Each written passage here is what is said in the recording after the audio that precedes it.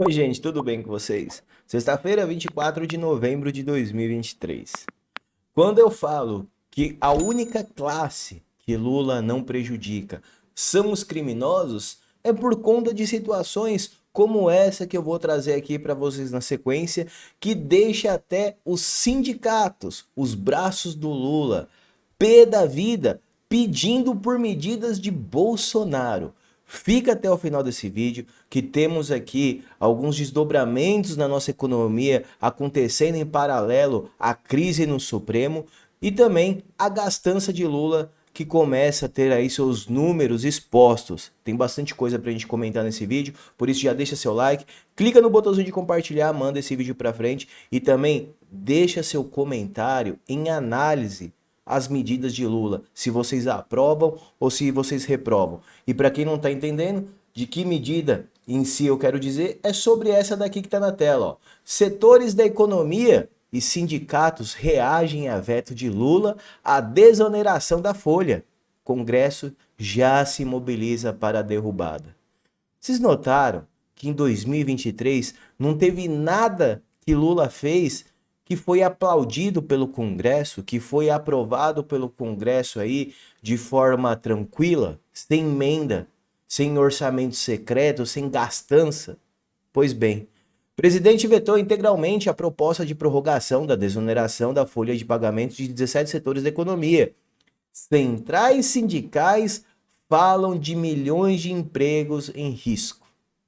Pois é, os únicos que tiveram benefícios concedidos pelo regime Lula neste ano, até aonde é do meu conhecimento, e olha que eu pesquiso bastante, é a classe dos detentos. Do resto, só fumada. Inclusive, a ponto aí das centrais sindicais se indignarem. Olha só, das três principais centrais sindicais do país emitiram nota conjunta nessa sexta-feira em protesto contra o veto do Lula à prorrogação da desoneração da folha de pagamento. A nota assinada pela Força Sindical, União Geral dos Trabalhadores e a Central Sindical dos Sindicatos Brasileiros diz que a decisão do governo federal põe milhões de empregos em risco e se deu sem debate com o movimento sindical. Ou seja, cagando e andando para aquele que ele diz que são a sua base, a sua força. Vai vendo. Sobretudo dos setores mais afetados. No final aqui tem a nota na íntegra, onde o chororô é grande.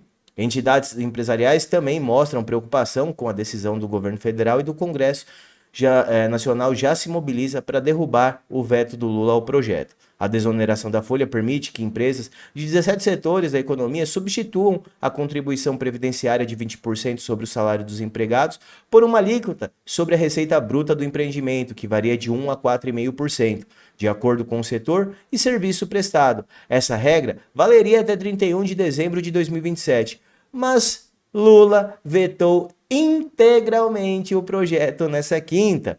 As centrais sindicais afirmaram que desonerar a folha de pagamento é uma questão de sensibilidade social e que a equipe econômica comete um equívoco ao jogar o ajuste fiscal no setor produtivo e no emprego formal, pois a conta será absolvida pelos trabalhadores, seja com o desemprego ou com a informalidade. O veto coloca milhões de empregos em risco, estimula a precarização no mercado de trabalho e levará ao fim do ciclo conduzido pelo Ministério do Trabalho de redução do desemprego. O resultado será perda de arrecadação, insegurança e empregos de menor qualidade, diz a nota. Esperamos que o Congresso Nacional restabeleça rapidamente a política para o ambiente de geração de emprego para os trabalhadores brasileiros nesse fim de ano. Olha só! Centrais sindicais tendo que recorrer ao Congresso porque Lula literalmente virou as costas para eles. A Confederação Nacional de Dirigentes de Logística, principal representante do varejo do Brasil, também se manifestou e disse que recebeu com preocupação a decisão do governo. Entendemos que a desoneração da folha está diretamente atrelada à maior capacidade de investimentos e crescimento econômico, com repercussão para todos os setores produtivos, inclusive para aqueles que não se beneficiam diretamente da medida, diz a entidade em nota. A Associação Brasileira da Indústria Têxtil de Confecção lamentou profundamente o veto e diz que há risco de sobrecarga dos custos do setor, gerando aumento de preços, impactando a capacidade do consumo da sociedade. Para a entidade, a decisão contraria a agenda de industrialização do país e o melhor programa social que existe, que é a geração de postos formais de trabalho. Dificulta ainda a competitividade do setor industrial, jogando contra a estabilidade dos preços, diz a associação em nota. Já a Central Única dos Trabalhadores, a CUT, olha só, divulgou nota dizendo que o veto é oportunidade para debater e encontrar o melhor caminho na direção de um sistema tributário mais justo e progressivo, que beneficie a sociedade brasileira como um todo e não setores específicos. Ou seja, o chororô tá de tudo quanto é lado. E para quem não está entendendo o que isso aqui significa, a Tsuki resume.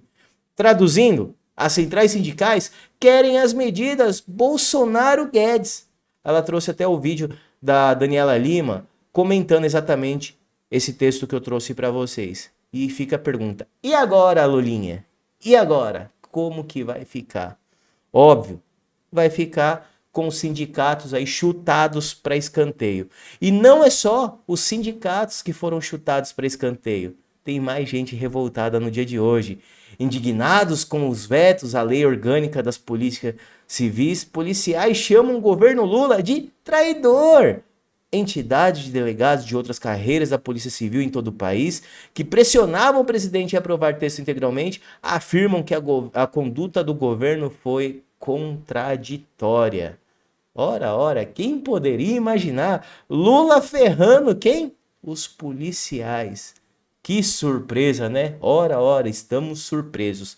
Enfim, e em relação a tudo isso, quando a Tsuki traz aqui, centrais sindicais querem medidas Bolsonaro-Guedes, isso também abrange um outro texto que eu quero trazer, que é uma aprovação que tivemos essa semana contra a vontade de Lula. Câmara aprova carteira verde e amarela, ideia de Paulo Guedes. O governo era contra o projeto, mas cedeu diante a pressão dos partidos da base e da intenção do presidente da Câmara, Arthur Lira, de aprovar a proposta. Ou seja, tudo que se passa nesse país tem o nome dele ou de Bolsonaro. É incrível, não falha. E quando questionado, né, a ala petista, qual é o posicionamento deles? Aí a hipocrisia reina.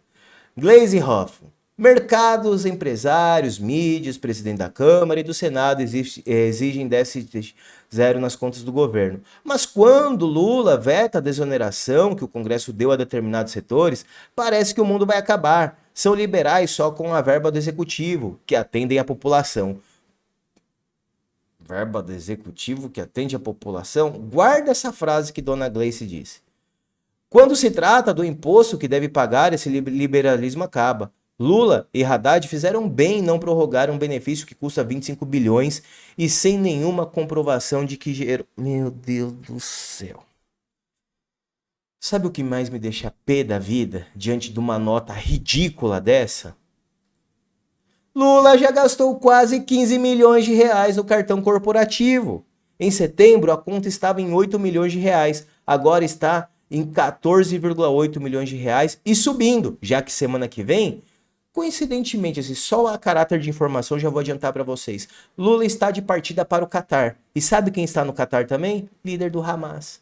Ou seja, vai ter encontrinho por lá e o cartão corporativo vai só pegando, subindo.